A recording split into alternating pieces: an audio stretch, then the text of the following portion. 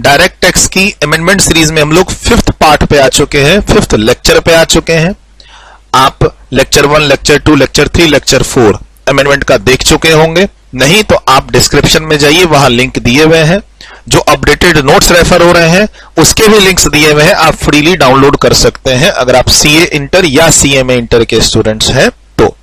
22nd addition हम लोग refer कर रहे हैं। सर हम लोग इस लेक्चर में इनकम फ्रॉम अदर सोर्स की जितनी भी अमेंडमेंट्स हैं वो डिस्कशन करेंगे, प्लस एक जगह एक कॉन्सेप्ट ओवरलैप हो रहा है कैपिटल गेन से, तो हम कैपिटल गेन का लिमिटेड 2 पेज का अमेंडमेंट है बायबैक को लेके, उसको भी यही डिस्कशन करेंगे।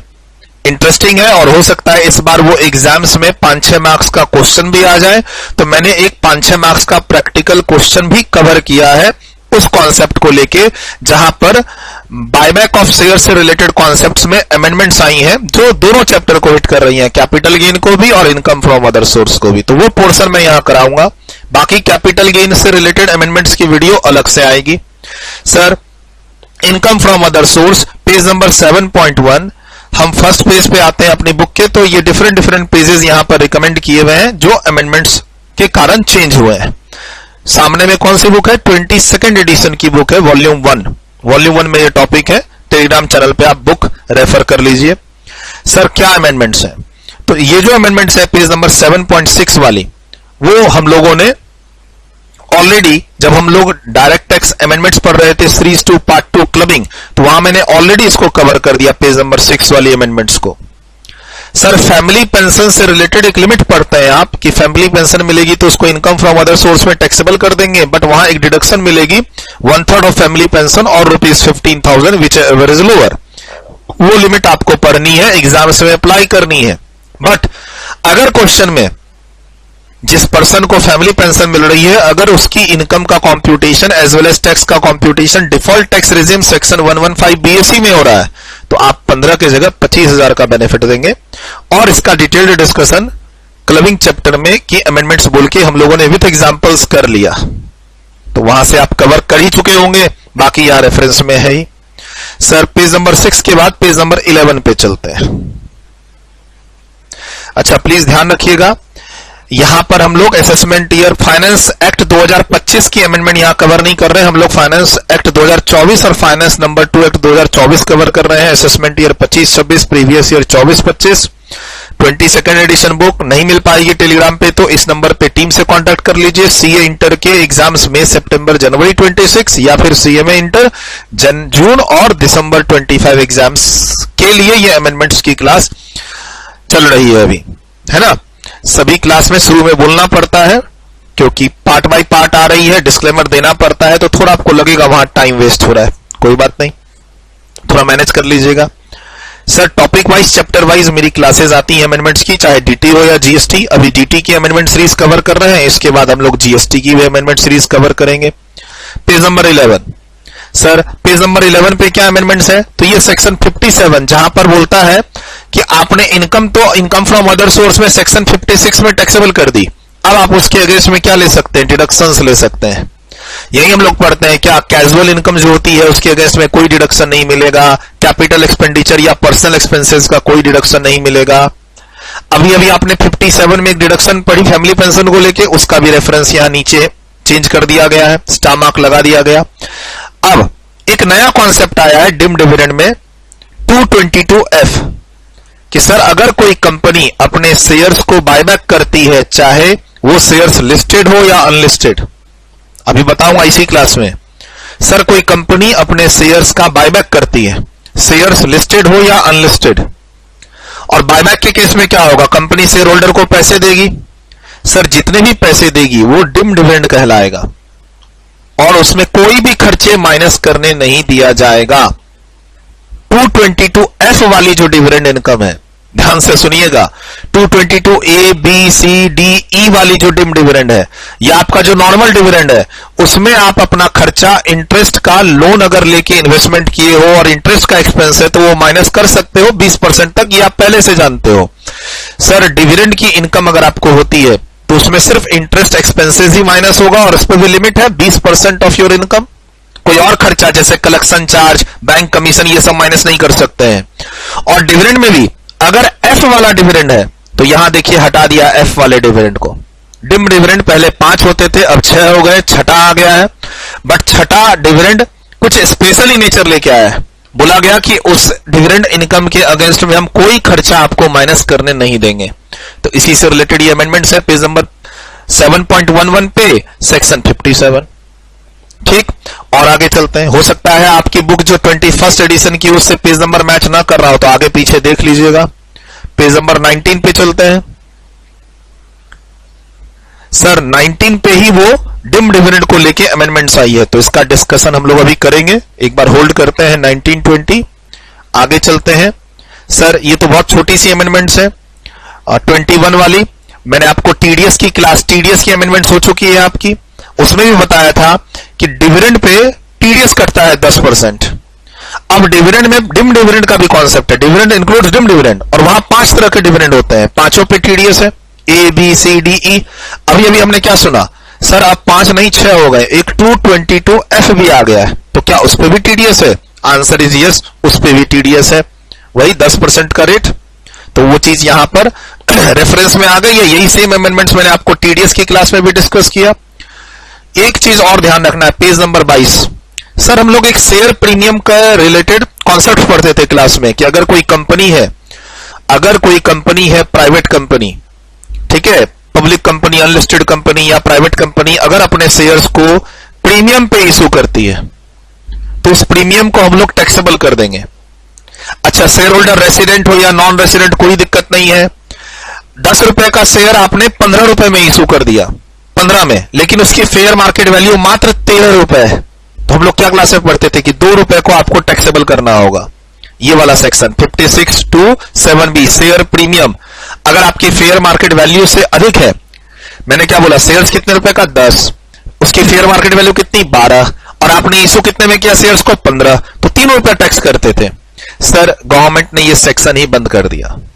प्लीज ध्यान रखिएगा, आपके एग्जाम्स में अगर कोई कंपनी शेयर्स को प्रीमियम पे इशू करती है तो प्रीमियम पे इशू करते रहने दीजिए, वहां कोई भी इनकम को टैक्सेबल मत कीजिएगा, वो जस्ट एक कैपिटल रिसीट है, टैक्सेबल नहीं होगी, आपको ये लिखना है। क्योंकि प्रीमियम जिस सेक्शन में टैक्सेबल होता था उस सेक्शन को ही नॉट एप्लीकेबल करा दिया है।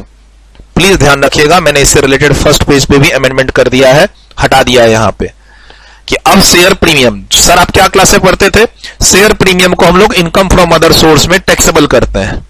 ठीक, अब कोई भी टैक्सेबिलिटी शेयर प्रीमियम को लेके नहीं है, आप आराम से 10 रुपए के शेयर को 20 रुपए में इशू कीजिए, कोई दिक्कत नहीं है, कोई दिक्कत नहीं है। अब आ जाइए इनकम फ्रॉम अदर सोर्स की लास्ट अमेंडमेंट को डिस्कशन कर रहे हैं, जो 222F बायबैक से रिलेटेड है, और इसी से फिर कैपिटल गेन के टॉपिक को कनेक्ट करना है। पेज नंबर 18 डिविडेंड का टॉपिक यहां डिस्कशन स्टार्ट होता है, और डिम डिविडेंड फिर पढ़ते हैं हम लोग उसमें सेक्शन 222A-B-C-D-E। बोला सर ये हमारे सिलेबस में है क्या? सर जब आप अपने स्टडी मैट में इंट्रोडक्शन चैप्टर में जाओगे ना, आपके स्टडी मैट में जब आप इंट्रोडक्शन चैप्टर में जाओगे जहां डेफिनेशन पार्ट सब दिया हुआ है, उसमें डिम डिविडेंड सेक्शन 2 क्लॉज 22 इन सब का डिस्कशन है। तो अगर आप सीए स्टूडेंट हैं या फिर आप सीएमए स्टूडेंट हैं, ध्यान रखिएगा डिम डिविडेंड का कॉन्सेप्ट आपके सिलेबस में है। ठीक है, आप income from other source chapter में ढूंढने जाएंगे तो शायद ना मिले, हो सकता है आपको एग्जाम्पशंस वाले चैप्टर में मिले, हो सकता है आपको डेफिनेशन इंट्रोडक्शन वाले टॉपिक में मिले। आप इंस्टीट्यूट का स्टडी में डाउनलोड करके डिम्ड डिविडेंड वर्क सर्च कीजिएगा, अपने आप मिल जाएगा। सर सिलेबस में है, don't worry, beyond the syllabus हम क्यों पढ़ेंगे। अब 222A-B-C-D कोई अमेंडमेंट नहीं है, कोई अमेंडमेंट नहीं है। F एक नया पॉइंट आ गया, F एक नया पॉइंट आ गया। कब से आया सर, ये डेट याद रखनी है। जैसे टीडीएस के अमेंडमेंट्स कहां से इफेक्टिव थे, 1 अक्टूबर 2024, वैसे आपको ये डेट याद रखनी है, 1 अक्टूबर 2024। क्लास में क्या पढ़ते थे कि अगर कंपनी बायबैक करती है, बायबैक करने पर जब शेयर होल्डर को पैसे देती है तो वहां डिम डिविडेंड का कॉन्सेप्ट नहीं है। ये पढ़े आप क्लास में। क्लास में क्या पढ़े सर, अगर कंपनी बोनस शेयर इशू करती है इक्विटी शेयर होल्डर को तो वहां डिम डिविडेंड का कॉन्सेप्ट नहीं है, पढ़ते हैं।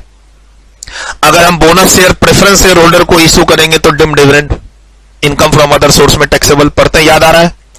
तो सर हम लोग क्लास में स्पेसिफिकली पढ़ते थे क्या कि अगर कोई कंपनी, यहां देखिए 3 लाइन, हम लोग स्पेसिफिकली पढ़ते थे कि अगर कोई कंपनी अपने शेयर्स का बायबैक कर रही है, बायबैक कर रही है और और अपने शेयर होल्डर को उसके बदले पैसे दे रही है, और अपने शेयर होल्डर को उसके बदले पैसे दे रही है, तो वहां डिम डिविडेंड का कॉन्सेप्ट नहीं लगेगा।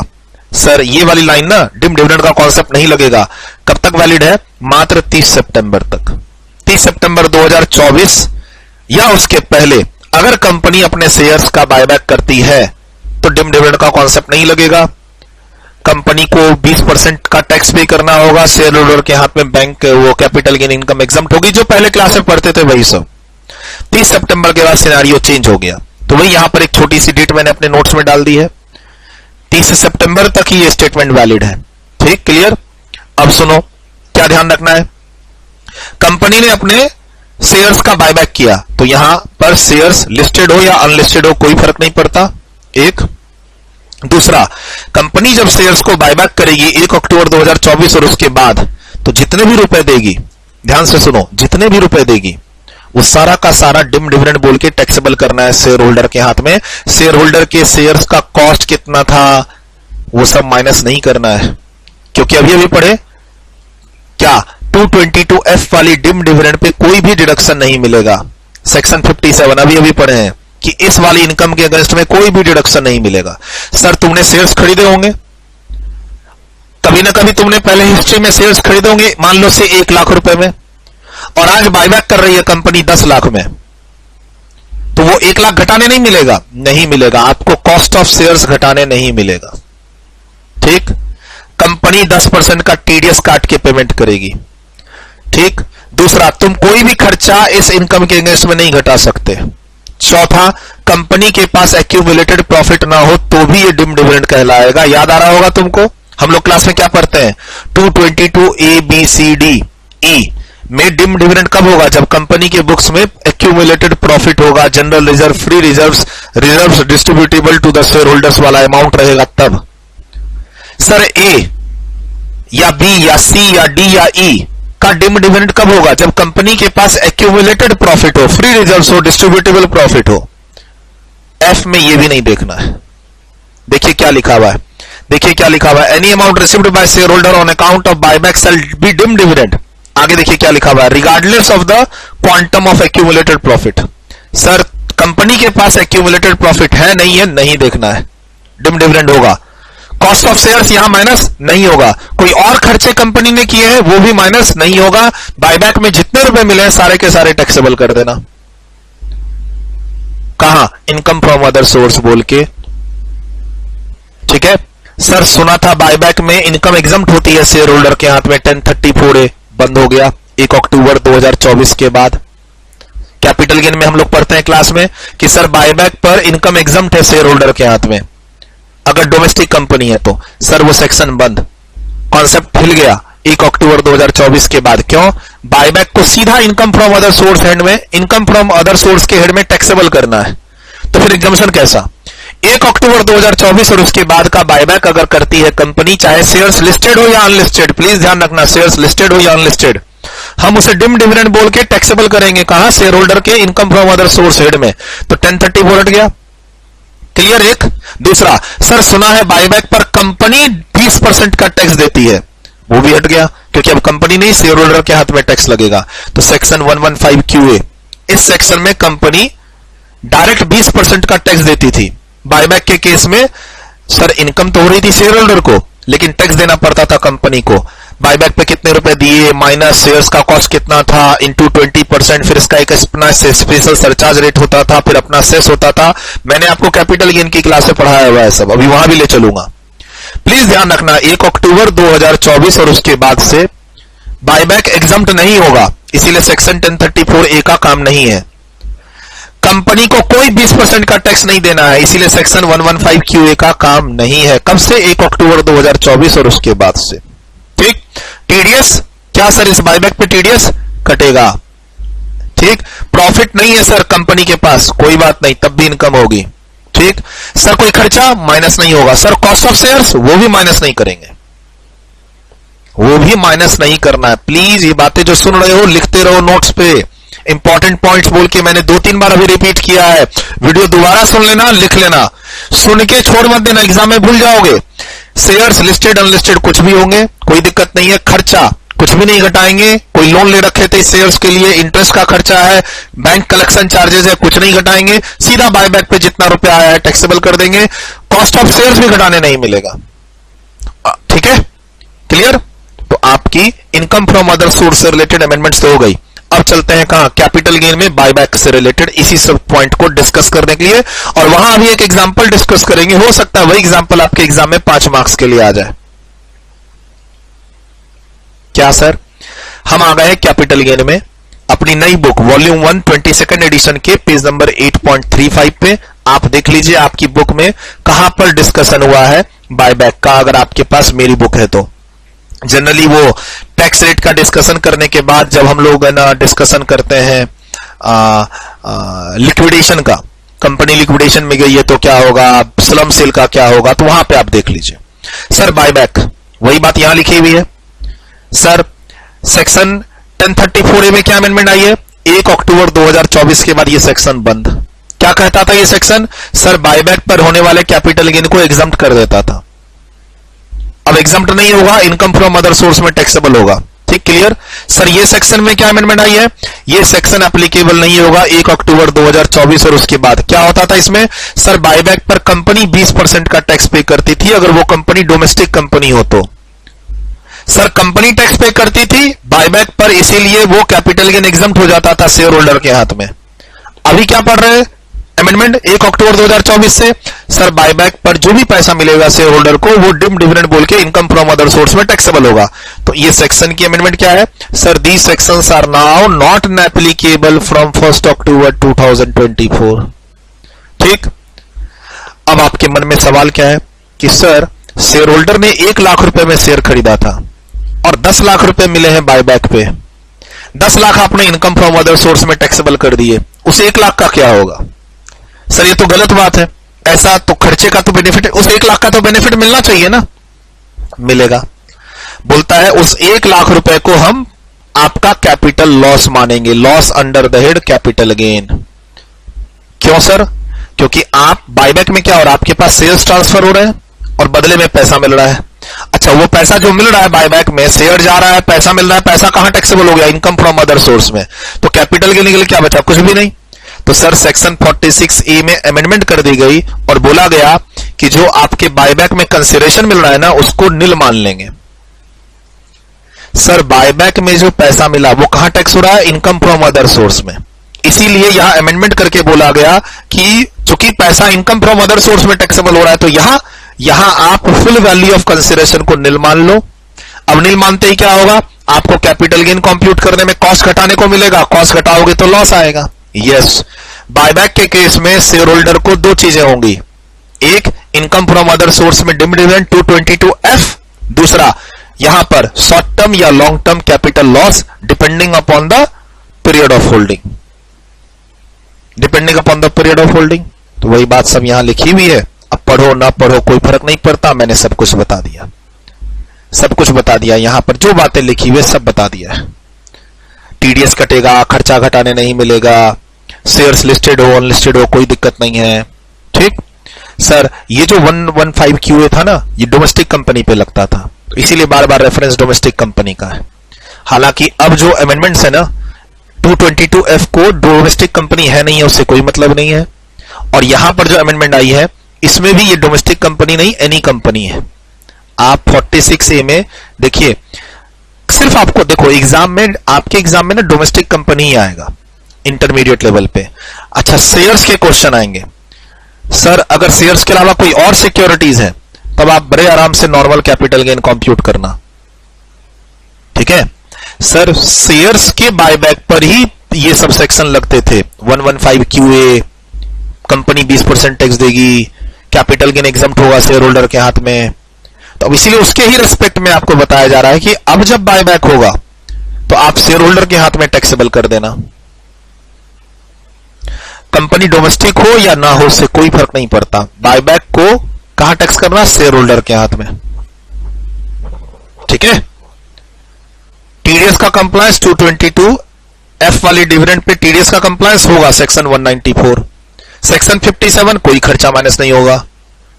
1/10/2024 के बाद शेयर्स बेचे हो, कॉस्ट कितनी थी वो लॉस हो जाएगा। बस अगले पेज पे क्वेश्चन है। अच्छा, आपके एग्जाम में जो क्वेश्चन आएगा ना वो डोमेस्टिक कंपनी का ही आएगा, या हो सकता है डोमेस्टिक कंपनी या ना बोले ए लिमिटेड बी लिमिटेड। देखिए ये एग्जांपल मैं बता रहा हूं, हो सकता है ये एग्जाम में आ जाए।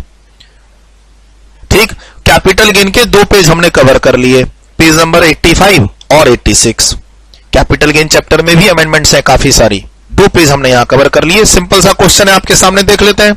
क्या हुआ सर, तुमने ए लिमिटेड के शेयर्स खरीदे थे 2020 में, कितने रुपए के? 40 रुपए के। कितने शेयर थे सर? 100 शेयर। कॉस्ट कितनी थी? 40 रुपए पर शेयर। अभी क्या हुआ सर 2024-25 में कंपनी ने शेयर्स बायबैक कर लिए हैं, कितने में? 60 रुपए पर शेयर में। कितने शेयर सर? 20 शेयर। मतलब 100 में से 20 कंपनी ले गई, अब बदले में कितने दी? 60 शेयर। तो 60 शेयर में कितने मिले? 1200 रुपए। 1200 रुपए में कॉस्ट वॉस्ट नहीं घटाना है, सीधे पूरे 1200 रुपए को 222F में टैक्सेबल कर देना इनकम फ्रॉम अदर सोर्स में। प्लीज ध्यान रखना, ये कंपनी डोमेस्टिक हो या नहीं हो उससे कोई फर्क नहीं पड़ता है। आपके एग्जाम में इंडियन कंपनी का ही क्वेश्चन होगा, फॉरेन कंपनी का नहीं होगा।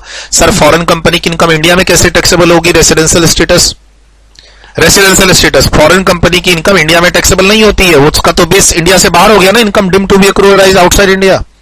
तो आपके एग्जाम में इंडियन कंपनी का ही क्वेश्चन होगा, कुछ नहीं करना है। कितने शेयर्स बायबैक किए कंपनी ने? सर 20 शेयर बायबैक किए 60 रुपए के रेट से।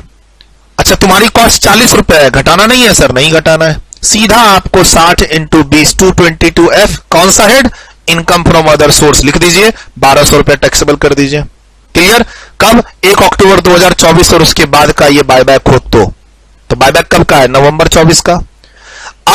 अब अपने आप पे कैपिटल लॉस भी कैलकुलेट कीजिए, वही 40 रुपए के हिसाब से 20 शेयर का 800 रुपए का ये कैपिटल लॉस हो गया। अच्छा, लॉस लॉन्ग टर्म होगा पीरियड ऑफ होल्डिंग के हिसाब से, यस। अब इस लॉन्ग टर्म कैपिटल लॉस का क्या करें सर? चले जाइए सेट ऑफ की क्लास में। Long term capital loss can be set of with long term capital gain. तुम्हारे पास ज्वेलरी, बिल्डिंग, प्रिंटिंग, डिवेंचर, कोई भी कैपिटल गेन होगा लॉन्ग टर्म, सेट ऑफ कर देना, नहीं तो कैरी फॉरवर्ड कर देना। सर इस लॉस का क्या करें? 8 साल तक कैरी फॉरवर्ड कर सकते हो, दूसरे कैपिटल गेन से टैक्सेबल कर सकते हो, सेट ऑफ कर सकते हो। सर यानी इस लॉस का बेनिफिट मिलेगा? मिलेगा। सर इस 1200 सेट ऑफ कर दें क्या? अरे बेवकूफ, कैपिटल गेन हेड का loss income from other sources से सेट ऑफ नहीं हो सकता, तो इस 1200 से तो सेट ऑफ करना ही मत। और कॉस्ट ऑफ एक्विजिशन बोल के कुछ माइनस मत करना। आगे क्या हुआ सर? आगे अगले साल 25-26 में तुमने 50 शेयर बेच दिए 70 रुपए में, बेचे हैं, बायबैक नहीं हुआ है, बेचे हैं। तो अब यहां पे तुम आराम से कैपिटल गेन कैलकुलेट करो, इंडेक्सेशन तो मिलता नहीं है अमेंडमेंट के बाद। सर जब तुम बेचोगे तो यहां पे डिम डिविडेंड नहीं होगा, यहां पे कैपिटल गेन होगा। हां, तुम ये कर सकते हो कि पिछले साल का जो कैपिटल लॉस हुआ है तुम्हारे पास 800 रुपए का, वो तुम इस कैपिटल गेन में यहां माइनस कर सकते हो अगर कैरी फॉरवर्ड हुआ है तो। बेस्ट एग्जांपल है to understand the amendments. Sir buyback पर कंपनी 20% का, डोमेस्टिक कंपनी के शेयर्स अगर बायबैक होते थे तो कंपनी 20% का टैक्स देती थी, कहां है? कुछ नहीं है। सर कैपिटल गेन एग्जम्प्ट होता था, कैपिटल गेन अब है ही नहीं, अब तो लॉस है तुम्हारे पास, लॉस को कैरी फॉरवर्ड करो, सेट ऑफ करो। और पहले पढ़ते थे बायबैक पे डिम डिविडेंड नहीं होता था, अब पढ़ते होता है। और सुनो 222F, कंपनी अगर इसको डिविडेंड को पे कर रही है 222F तो टीडीएस का कंप्लायंस करेगी, लेकिन वहां भी शायद एक 5-10 हजार की लिमिट है, 5,000-10 हजार तक कोई टीडीएस नहीं कटेगा, वो भी ध्यान रखना है। 194, तो प्लीज आप ये पढ़ते समय 194 का भी ध्यान रखना। कैपिटल गेन का ये लॉस कौन से सेक्शन में कंप्यूट हुआ है? सेक्शन 46A में। कैसे लॉस आया सर? क्योंकि कंसिडरेशन नील है और कॉस्ट तो आपका था ही। सर ये तुमको खुद कंप्यूट करना है लॉस। बायबैक होगा तो एक तरफ लॉस कंप्यूट करना, दूसरी तरफ इनकम फ्रॉम अदर सोर्स में उसको डिम डिविडेंड बनाना। आपस में सेट ऑफ मत कर देना, क्योंकि long term capital loss income from other source से सेट ऑफ नहीं होता है। बाय बाय, टेक केयर, मिलेंगे अगली क्लास में, किसी और टॉपिक का डिस्कशन करेंगे अमेंडमेंट सीरीज 6 बोल के। प्लीज अगर आप मेरी अमेंडमेंट के लेक्चर्स फॉलो कर रहे हैं तो मुझे टेलीग्राम पे जरूर फॉलो कीजिए, ठीक? टेलीग्राम पे नोट्स वोट्स वगैरह सब दिए रहते हैं और काफी कुछ टेलीग्राम चैनल पे आते हैं जिसके लिए मैं यूट्यूब वीडियो नहीं बना पाता हूं, वहां मुझे जरूर फॉलो कीजिए, लिंक डिस्क्रिप्शन में दिया हुआ है। कोई भी कंफ्यूजन हो टीम से इस नंबर पे चैट कर लीजिए, 24 आवर्स कभी भी चैट कर लीजिए, टीम आपको 24 आवर्स में कभी भी रिप्लाई कर देगी।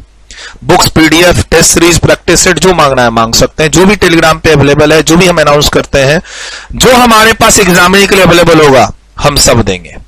ठीक है, चलिए सर, ये रेफरेंस के लिए मैंने लिखा था कि हम किस अटेम्प्ट के लिए और किस असेसमेंट ईयर के लिए बात कर रहे हैं।